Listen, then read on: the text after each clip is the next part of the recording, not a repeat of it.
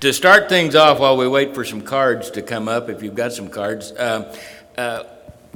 Kevin brought light to it, and then Ross talked about the different strategies on marketing. But one of the growth areas, in addition to the consolidation that's going on in agriculture production among producers, but there's also a growing area, and they're what we would call the smaller operations as well. And I would pass the first question to you, Ross. Is there a communication strategy that perhaps these, as Kevin said, these 20-acre farmers, would that communication strategy be different perhaps?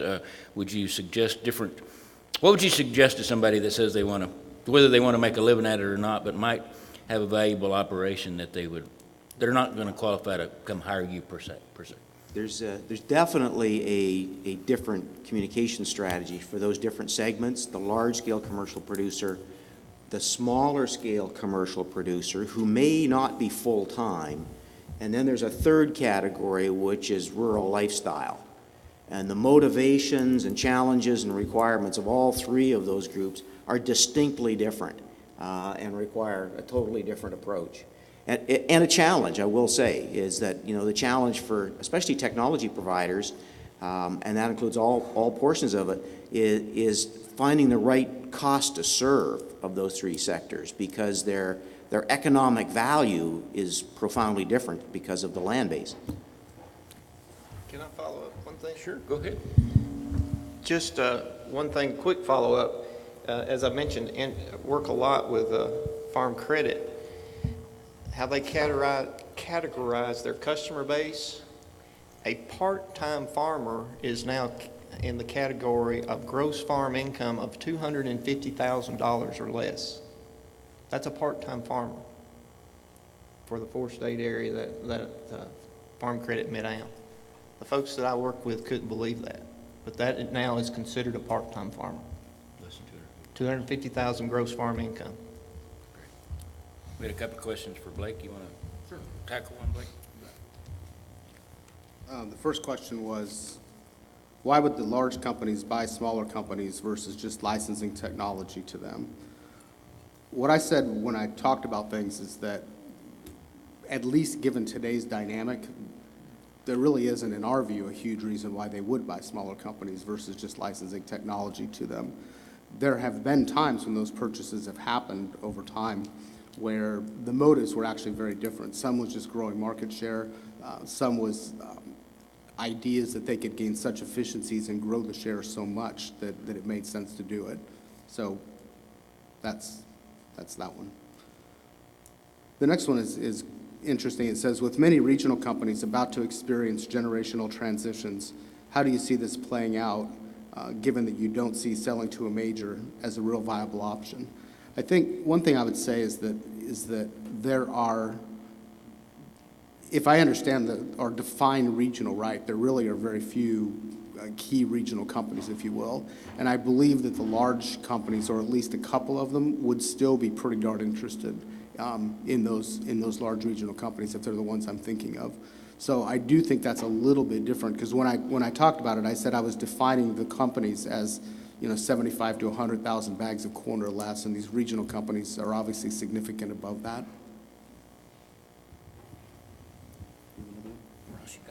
Yeah, I've got a couple here. One is always that challenging question of asking me to name names, but it says, who's doing social media right in the ag community? And I would say, although they continue to have reputation challenges, I would say that Monsanto does social media right. And I say that because I see them making planned, consistent effort to engage people in conversation, talk with rather than talk to. The second one I have is considerably more complex.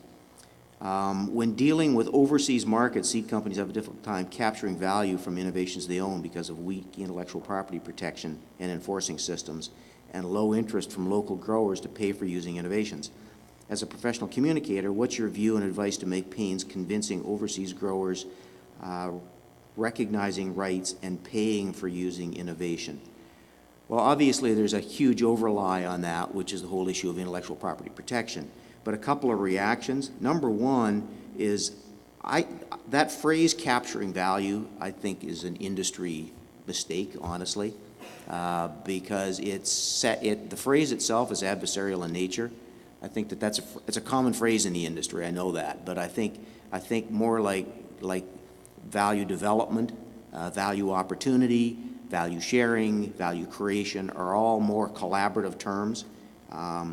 Capturing value to me sounds more like win-win, which means I lose twice.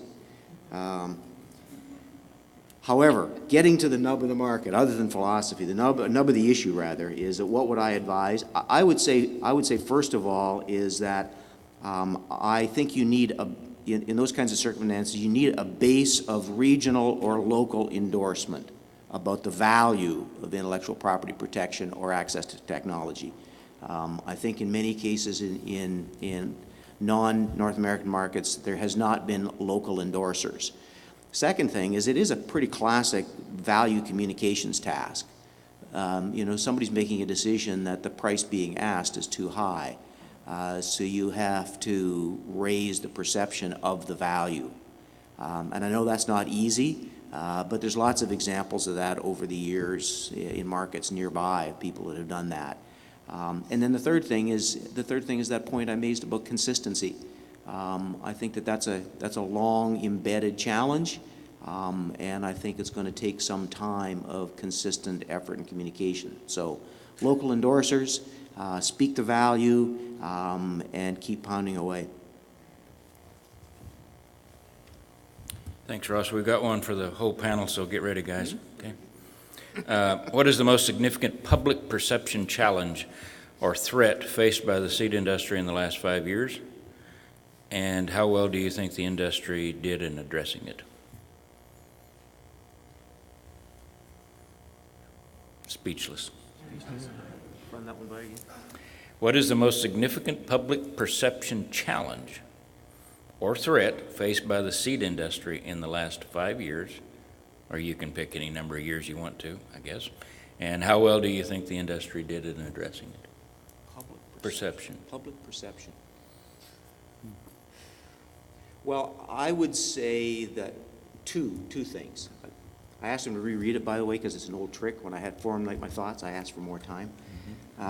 But two reactions. I said, first of all, the breakthrough technologies that the seed industry has been at the center of are not well appreciated in the public arena.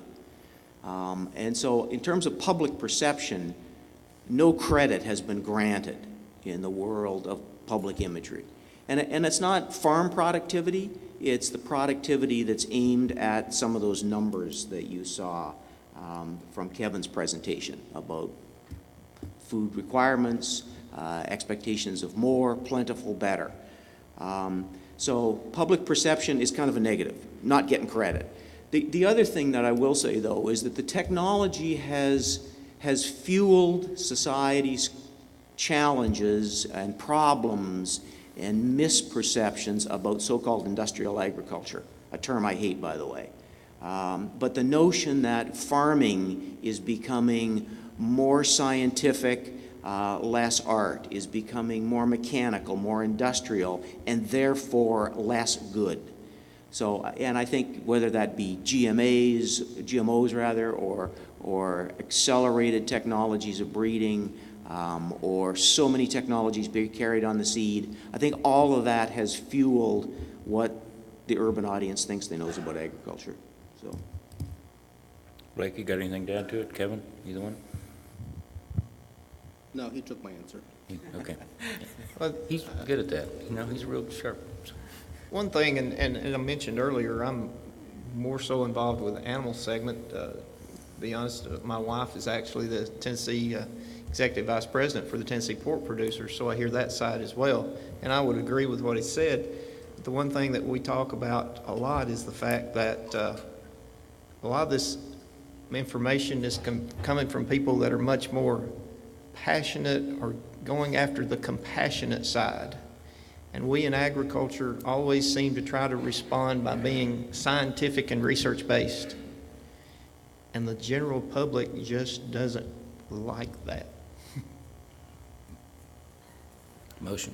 So the second part of this question is, what's the biggest challenge that they're going to face in the next years? And I know all of you kind of at the end of your presentation talked about the biggest threats or trends or challenges. What do you think the biggest challenge facing the seed industry is going to be in the next few years? And got any suggestions for how to handle it?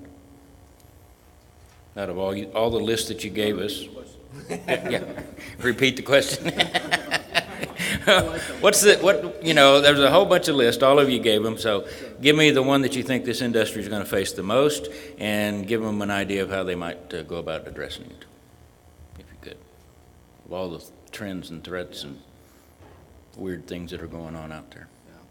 Anybody? I think it comes back a lot of what he said, that the industry is fairly, the industry in many ways is fairly well set and has had some good years, but you're going to get, not only are you going to get hit with some of the trends that he was talking about, but if you have the attitudes to go with it, that's, in my mind, of listening, it's going to exacerbate any sort of line that you get, and that's going to be a real challenge. Kind of forgetting history, even if it's recent history. Yeah. I think it's equally well, not just for the producer of farmers facing those threats, it's all of us that are tangentially related to it in some way in our businesses are going to, we got to be ready for a message or being ready for them too. So, Ross, did you want to add anything to what you think? Yeah, my choice would be pick a path. Resource allocation, strategic direction, where you put your emphasis, what message you have. Pick a path. When times are good, we tend to try to do a lot of things, and we're not as critical on decisions. So pick a path. Okay. Kevin, you got one that's burning your brain out?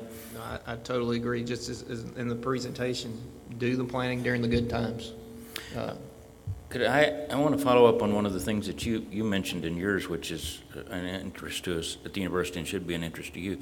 How do we in agriculture, and particularly in the seed industry, how do we attract this group of young millennials to think that agriculture is a great industry, and not just because they got $200,000 in living expenses and their mom and dad bought them the latest killer toy, that makes you want to go into it. But they got to be, as you said, prepared for this. How do we attract them? You got any ideas on how we can get these people to know that agriculture in the long run is a great career path? Because there's a bunch of us old duffers that are dying off like flies, So. I think we've got to attract them sooner than college age.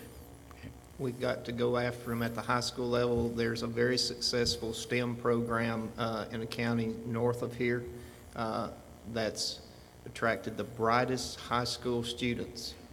And they come out on the farm, they're learning GPS technology, they're learning DNA technology, and I think we've got to get them at that point instead of waiting maybe till they've had a lot of their influences by the time they get to college.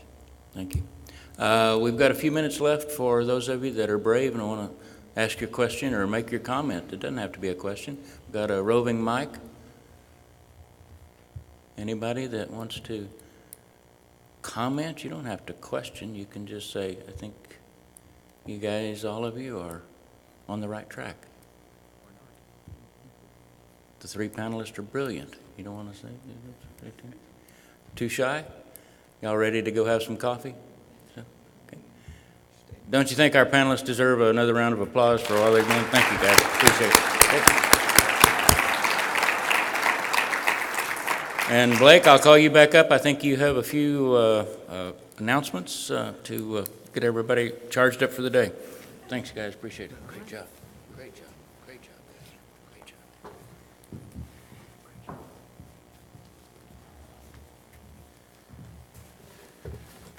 Just another round of applause for this great panel discussion, huh?